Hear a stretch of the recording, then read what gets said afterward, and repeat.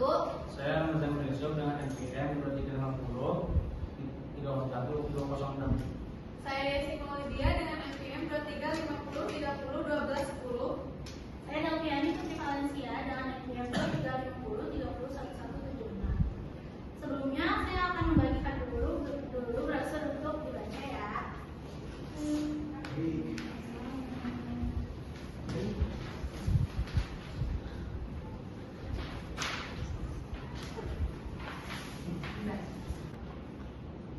Sebelumnya, ada yang tahu nggak sanitasi itu apa? Tidak tahu. Nah, jadi sanitasi adalah upaya untuk menjaga kebersihan lingkungan dan kesehatan masyarakat melalui pengawasan terhadap faktor kesehatan. Menurut WHO, sanitasi adalah upaya untuk mengatasi berbagai faktor lingkungan fisik yang dapat mempengaruhi kesehatan manusia. Fokusnya terutama pada hal-hal yang berpotensi merusak perkembangan fisik, kesehatan, dan keberlangsungan hidup manusia.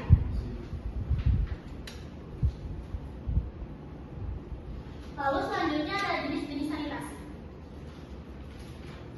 Yang pertama ada sanitasi dasar. Sanitasi dasar adalah syarat kesehatan lingkungan minimal yang harus dimiliki oleh setiap keluarga untuk memenuhi kebutuhan sehari-hari. Yang kedua ada sanitasi lingkungan. Sanitasi lingkungan adalah upaya untuk menjaga kebersihan dan kesehatan lingkungan dari pencemaran. Yang ketiga ada sanitasi berbasis wadah. Sanitasi berbasis wadah adalah sistem sanitasi yang menggunakan wadah untuk menampung dan mengolah limbah. Selanjutnya ada sanitasi berbasis masyarakat. Sanitasi berbasis masyarakat adalah pendekatan sanitasi yang melibatkan masyarakat secara aktif dalam perencanaan, pelaksanaan, dan pemanfaatan sarana sanitasi. Selanjutnya ada sanitasi ekologis. Sanitasi ekologis adalah sanitasi yang ramah lingkungan dan berkelanjutan. Yang keenam ada sanitasi darurat, yaitu upaya untuk menyediakan sarana sanitasi yang aman dan sehat dalam situasi darurat seperti bencana alam atau langsung. Yang ketujuh ada sanitasi kering. Sanitasi kering adalah sistem sanitasi yang tidak menggunakan air untuk mengolah limbah. 3. Selanjutnya di sini ada sanitasi rumah tangga, yaitu yang pertama pengelolaan air minum. Di sini pengelolaan air minum itu harus air yang bersih ya. Pasokan air bersih, pastikan akses air minum yang aman dan terjamin kebersihannya. Terus menggunakan sumber air yang terlewat air PAM atau sistem penyaringan udara. Terus selanjutnya di sini ada pengelolaan dan pembuangan limbah.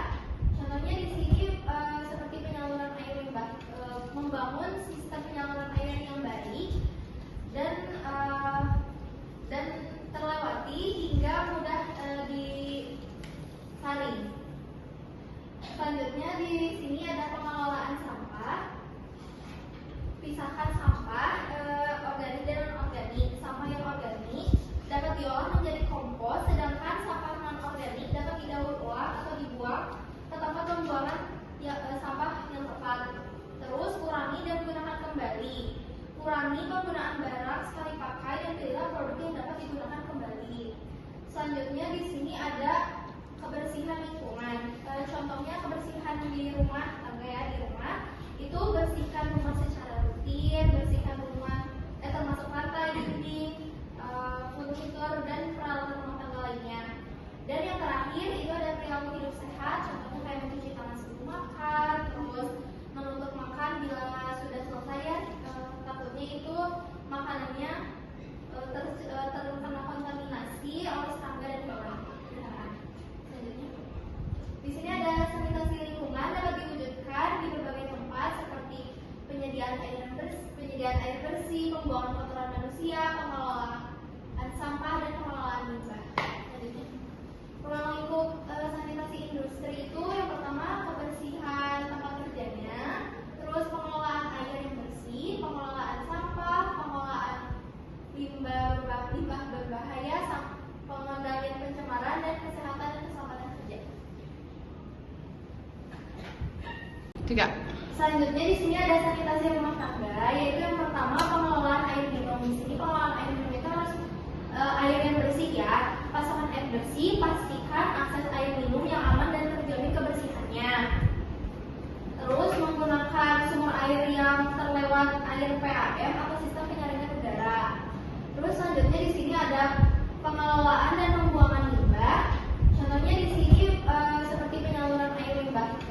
membangun sistem penyaluran air yang baik dan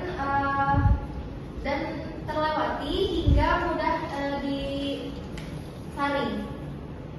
Selanjutnya di sini ada pengelolaan sampah. Pisahkan sampah organik dan non-organik. Sampah yang organik dapat diolah menjadi kompos, sedangkan sampah non-organik dapat didaur ulang atau dibuang ke tempat pembuangan sampah yang tepat. Terus kurangi dan gunakan kembali. Kurangi penggunaan barang sekali pakai dan pilihlah produk yang dapat digunakan kembali. Selanjutnya di sini ada kebersihan lingkungan. Contohnya kebersihan di rumah tangga ya, di rumah itu bersihkan rumah secara rutin, bersihkan rumah termasuk lantai, dinding, furnitur dan peralatan rumah tangga lainnya. Dan yang terakhir itu ada perilaku hidup sehat, contohnya kayak mencuci tangan sebelum makan, terus menutup makan bila sudah selesai ya, takutnya itu makanannya terkena kontaminasi oleh serangga dan hewan. Di sini ada sanitasi lingkungan dapat diwujudkan di berbagai tempat seperti penyediaan air bersih, pembuangan kotoran manusia, pengelolaan sampah dan pengelolaan limbah.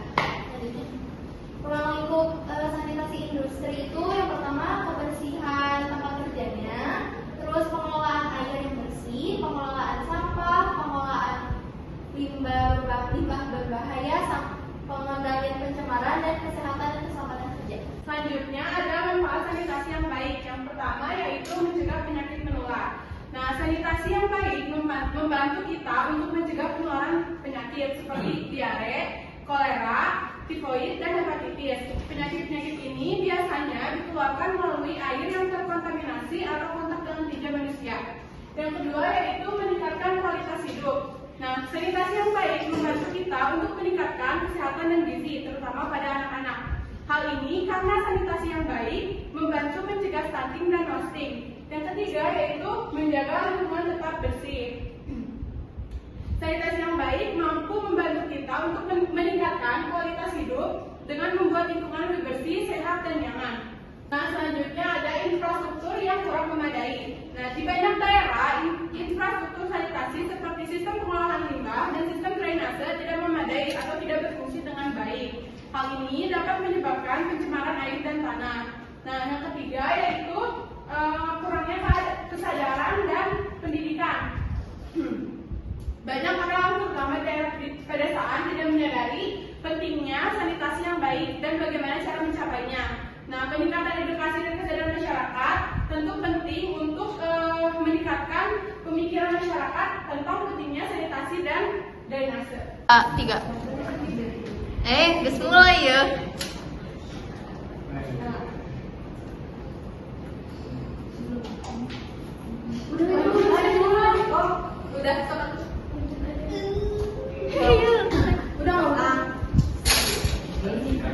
Selanjutnya, drainase dapat didefinisikan sebagai yang pertama ada sistem pengaliran air.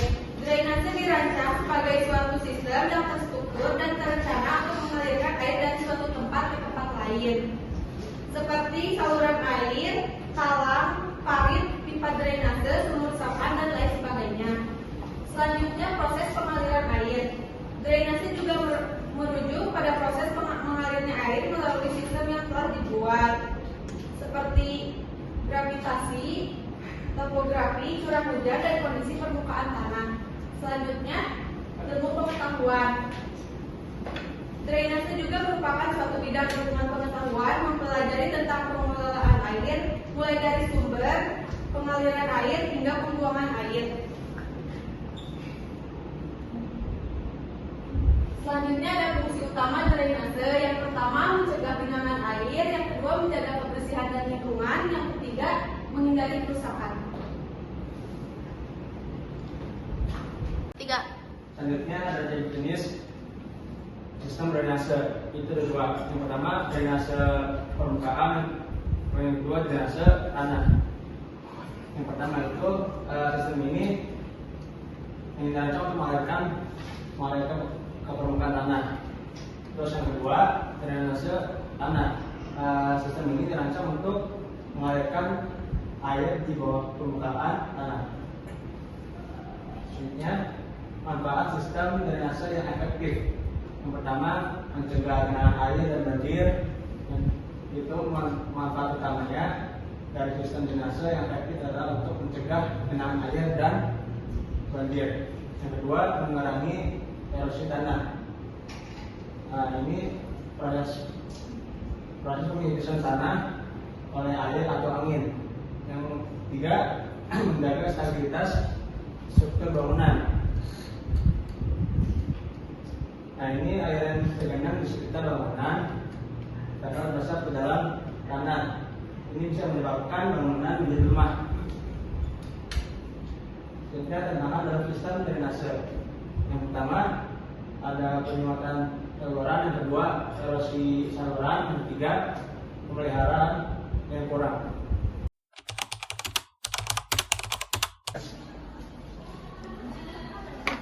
Yuk, itu ada sampah tuh yuk. Mana sih yang bawa sampah? Enggak.